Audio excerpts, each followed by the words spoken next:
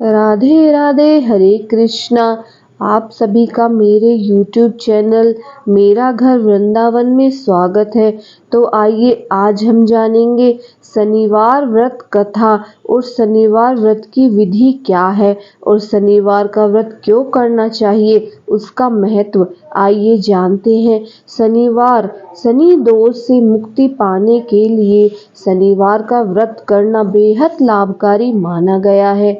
माना गया है कि शनिवार का व्रत रखने से शनि की साढ़े साती और ढैया के कष्टों से मुक्ति मिलती है।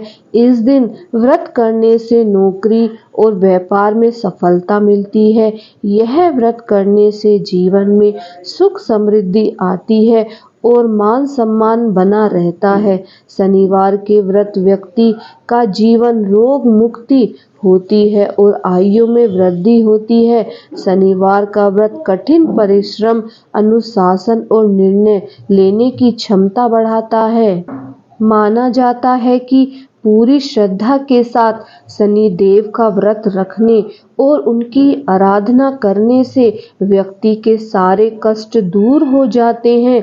शनिवार का व्रत करने से साढ़े साती, महादशा और शनि दोष के नकारात्मक प्रभावों से मुक्ति मिलती है। तो आइए जानते हैं शनिवार के व्रत की विधि क्या है।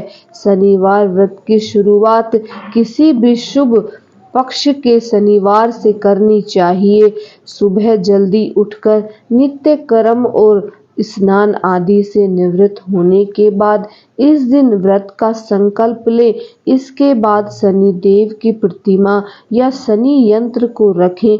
प्रतिमा स्थापित करने के बाद भगवान शनि देव को पंचामृत से स्नान करवाएं। शनि देव की प्रतिमा को चावलों से बनाए 24 दल के कमल पर स्थापित करें।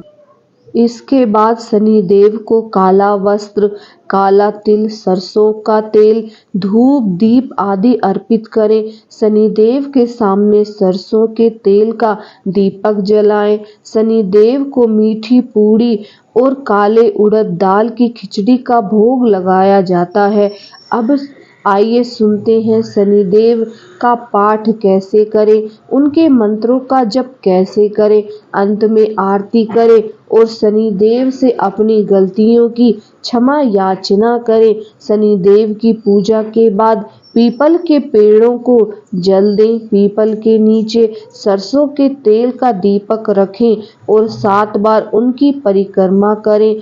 शनिवार को दिन भर मन में शनि देव के नाम का स्मरण करना चाहिए। शनि की पूजा के बाद किसी गरीब को भोजन कराएं और दक्षिणा देकर विदा करें। इस दिन काले कुत्ते को भोजन कराना चाहिए। शनिवार के दिन शाम के समय व्रत का पारण करें। शनिवार का व्रत का पारण काली उड़द की दाल और खिचड़ी से करना चाहिए। तो आइए आज हम लोग सुनेंगे शनिवार व्रत की कथा। शनिदेव को ग्रहों का राजा कहा जाता है। भगवान भोलेनाथ ने इन्हें न्याय के देवता की उपाधि दी है। शनिदेव को बहुत जल्दी क्रोध आता है। इसी क्रोध की वजह से इनके पिता सूर्य से इनकी नाराजगी बनी रहती है। इनके क्रोध से कभी सभी बचने की कोशिश करते हैं, वरना व्यक्ति पर मुसीबतों का पहाड़ टूट पड़ता है। इसीलिए इन्हें प्रसन्न करने के लिए शनिवार व्रत रखा जाता है। व्यक्ति शनि दोष से बचने और उन्हें शांत रखने के लिए अनेक उपाय करता है। शनि कृपा से व्यक्ति को सुख और वैभव की प्राप्ति होती है। जो लोग शनिवार का व्रत करते हैं उनको पूजा के समय शनिवार व्रत कथा का श्रवण करना चाहिए। आइए अब सुनते हैं शनिवार व्रत कथा।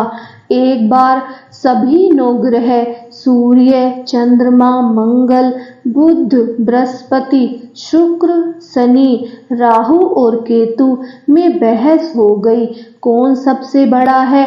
आपस में लड़ने के बाद सभी देवराज इंद्र के पास पहुंच गए। इंद्र बहुत सोच में पड़ गए और वह निर्णय नहीं ले पाए।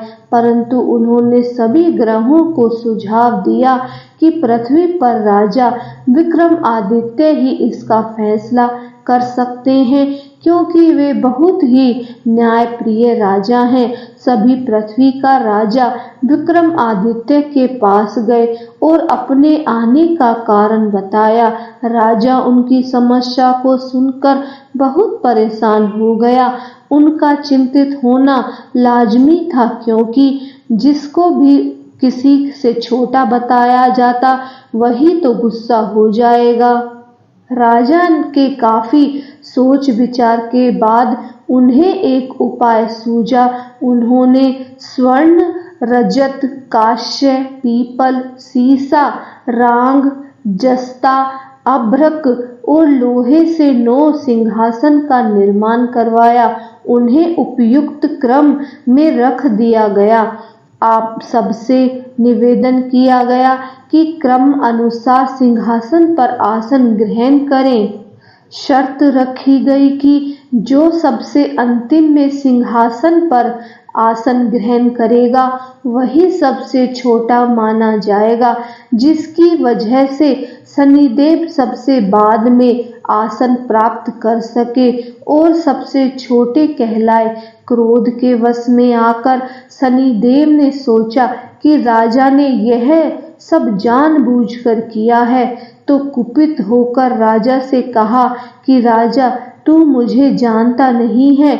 सूर्य एक राशि में 1 महीना, चंद्रमा 2.25 महीने और 2 दिन, मंगल 1.5 महीना, बृहस्पति 13 महीने, बुध और शुक्र 1-1 महीने विचार करते हैं, लेकिन मैं 2.5 से 7.5 साल तक रहता हूँ। मैंने बड़े बड़े का नाश किया है। श्री राम की 7.5 आने पर उन्हें जंगल जंगल भटकाना पड़ा और रावण के आने पर लंका को बंदरों की सेना से परास्त होना पड़ा। क्रोध सहित शनिदेव ने राजा से कहा कि अब आपको सावधान रहने की जरूरत है। इतना कहकर शनिदेव कुपित अवस्था में वहां से चले। समय गुजरता गया और काल चक्र का पहिया घूमते हुए राजा की 7.5 आ ही गई। तब शनिदेव घोड़े का सौदागर बनकर राजा के राज्य में गए। उनके साथ अच्छे नस्ल के बहुत सारे घोड़े थे। तब राजा को सौदागर के घोड़े का पता चला तो अश्वपाल को अच्छे घोड़े खरीदने के लिए भेजा। अश्वपाल ने कई अच्छे घोड़े खरीदे। इसके अलावा सौदागर ने उपहार स्वरूप एक सर्वोत्तम नस्ल के घोड़े को राजा की सवारी हेतु दिया। राजा विक्रमादित्य जैसे ही इस घोड़े पर बैठे, वह सरपट वन की ओर भागने लगा। जंगल के अंदर पहुंचकर वह गायब हो गया। भूखा प्यासा ही स्थिति में राजा जंगल में भटकते रहे। अचानक उन्हें एक ग्वाला दिखाई दिया, जिसने राजा की प्यास बुझाई। राजा ने प्रसन्नता से उसे अपनी अंगूठी देकर नगर की तरफ चले गए। वह एक सेठ की दुकान पर पहुंचकर उन्होंने जल पिया और अपना नाम वीका बताया। भाग्यवश उस दिन सेठ की खूब आमदनी हुई।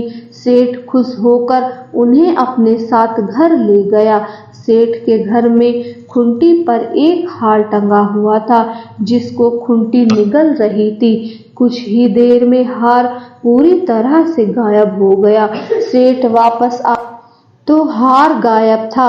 उसे लगा कि वीका ने ही उसे चुरा लिया है। सेठ ने वीका को कोतवाल से पकड़वा दिया और दंड स्वरूप राजा उसे चोर समझकर हाथ पैर कटवा दिया। अपंग अवस्था में उसे नगर के बाहर फेंक दिया गया। तभी वहां से एक तेली निकल रहा था, जिसको वीका पर दया आ गई। उसने वीका को अपनी गाड़ी में बिठा लिया। वीका अपनी जीभ से बैलों को हाँकने लगा। कुछ समय पश्चात राजा की शनि दशा समाप्त हो गई।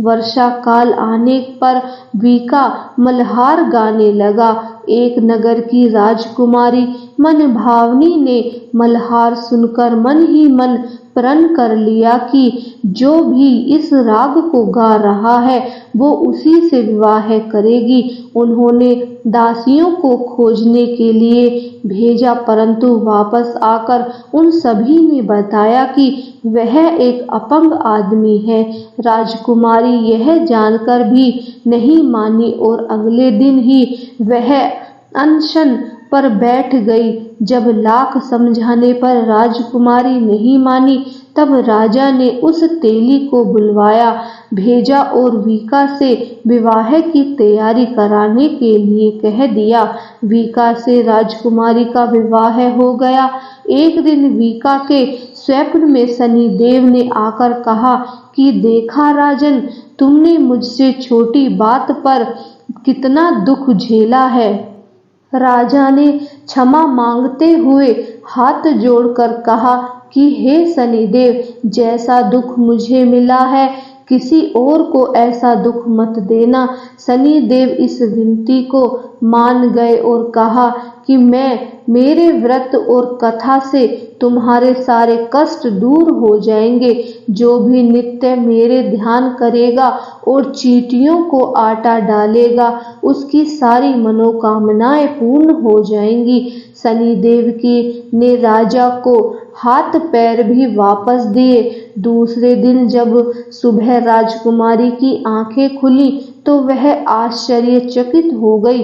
वीका ने मन भाव सेठ ने अनेक मोहरे देकर राजा का धन्यवाद किया और अपनी कन्या श्री कंवारी से पानी ग्रहण का निवेदन किया। राजा ने सहर्ष स्वीकार कर लिया। राजा अपनी दोनों रानियों मनभावनी और श्री कंवरी को लेकर उज्जैन नगरी लौट गए। सारे नगर में दीपमाला और खुशी मनाई। राजा ने घोषणा करते हुए कहा कि मैंने शनिदेव को सबसे छोटा बताया था, लेकिन असल में वही सर्वोपरि हैं। तब से सारे राज्य में शनिदेव की पूजा और कथा नियमित होने लगी। सारी प्रजा के बीच खुशी और आनंद का वातावरण बन गया। शनिदेव के व्रत की कथा को जो भी सुनता या पढ़ता है, उसके सारे दुख दूर होते हैं। बोलिए शनिदेव की जय। श्री शनिदेव जी की आरती। जय जय श्री शनिदेव, भक्तन हितकारी, सूरज के पुत्र प्रभु, छाया महतारी। जय जय श्री शनिदेव, भक्तन हितकारी, सूरज के पुत्र प्रभु, छाया महतारी। श्याम अंक वक्र, दृष्ट चतुर्भुजधारी, नीलांबर धारनाथ, गज की सवारी। जय जय श्री शनिदेव, भक्तन हितकारी, सूरज के पुत्र प्रभु, छाया महतारी। किरीट मुकुट शीस रचित, दीपक है लीलारी, मुक्तन की माला गले शोभित बलिहारी। जय जय श्री शनिदेव, भक्तन हितकारी, सूरज के पुत्र प्रभु, छाया महतारी। मोदक मिष्ठान पान चढ़त है सुपारी, लोहा तिल तेल उड़द महिषी अति प्यारी। जय जय श्री शनिदेव, भक्तन हितकारी, सूरज के पुत्र प्रभु, छाया महतारी। देव धनुज ऋषि मुनि, सुमिरन नर नारी, विश्वनाथ धरत ध्यान, शरण है तुम्हारी। जय जय श्री शनिदेव, भक्तन हितकारी, सूरज के पुत्र प्रभु, छाया महतारी। जय जय श्री शनिदेव, भक्तन हितकारी, सूरज के पुत्र प्रभु छाया महतारी। बोलिए श्री शनिदेव भगवान की जय। आपको अगर हमारी कथा अच्छी लगी हो तो प्लीज़ हमारे चैनल को सब्सक्राइब कीजिए, लाइक कीजिए और शेयर कीजिए। बोलिए श्री शनिदेव भगवान की जय।